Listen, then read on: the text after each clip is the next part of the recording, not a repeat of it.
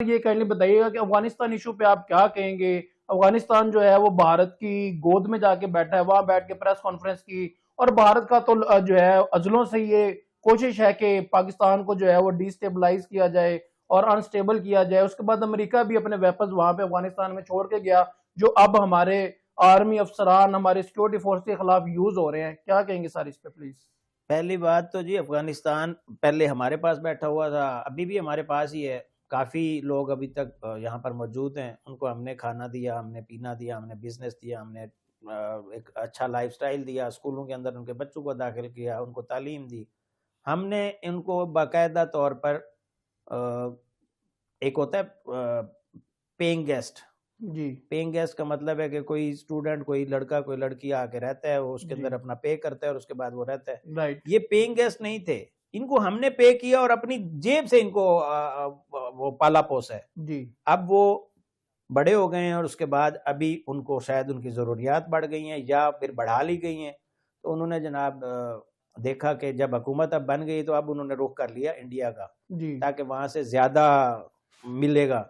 Dollar. सोच रहे हैं ये, डॉलर। लेकिन वो कहते हैं ना कि काफिर ना किसी का था ना किसी का हो सकता है। वो शायद ये गलत फहमी में है कि भाई वो हिंदुस्तान हिंदू उसके साथ काज के साथ बना हुआ है, आपको कभी फायदा नहीं दे सकता। लेकिन आपको क्योंकि लग रहा है फायदा होगा, क्योंकि आपको नजर आ रही है तो गांधी जी की फोटो या पीछे डॉलर्स वगैरह नजर आ रहे हैं, तो ये आपकी खाम ख्याली है कि वो आपको ज्यादा देर खिलाएगा।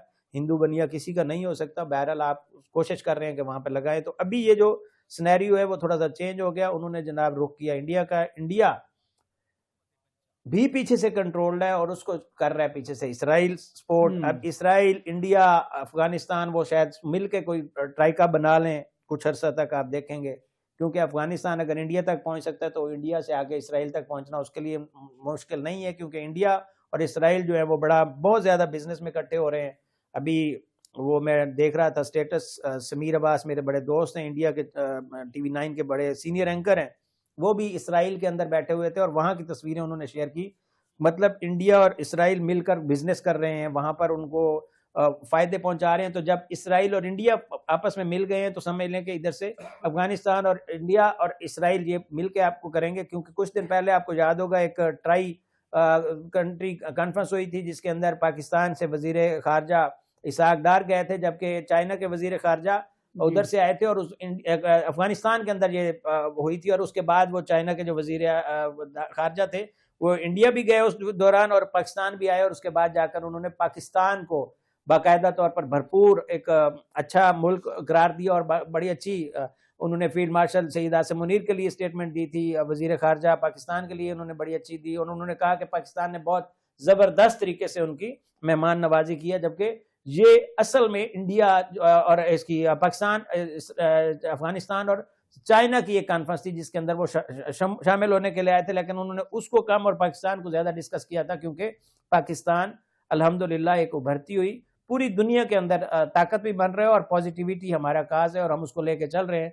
बहरहाल कहना मैं ये चाह रहा था कि इंडिया और अफगानिस्तान जितना गठजोड़ कर लें, अगर इंडिया अकेला कुछ नहीं कर सका तो अफगानिस्तान के साथ तो मिलकर कुछ भी नहीं कर सकता, जिसको बनाया ही हमने। और जिसको बिल्कुल। हमने बनाया है वो कहते हैं ना कि शेर बड़ा ताकतवर जानवर है, लेकिन उसको भी बिल्ली ने ऊपर चढ़ना नहीं सिखाया था दरख्त के ऊपर। तो ये जहन में रखे कि अगर हमने आपको बहुत ज्यादा ट्रेनिंग दी है, बहुत ज्यादा ताकत दी है, बहुत ज्यादा खाने खिलाए हैं, बहुत ज्यादा पाला पोसा है, लेकिन हमने कुछ ट्रिक्स हैं जो अपने पास रखी हुई हैं। और हमारी पाकिस्तान अफवाज जो है वो पूरी दुनिया के अंदर मानी तानी वाली हैं। ऐसे नहीं है कि हम कोई अल्लाह माफ करे जुमा जुमा 8 दिन वाली फौज है हमारी। हमारी अल्हम्दुलिल्लाह पूरी ट्रेंड फौज है, और ना सिर्फ ट्रेंड है बल्कि अब तो हम पूरी दुनिया में तरबियत के हवाले से भी मशहूर है और पूरे मुख्तलिफ ममालिक हमसे ट्रेनिंग ले रहे हैं।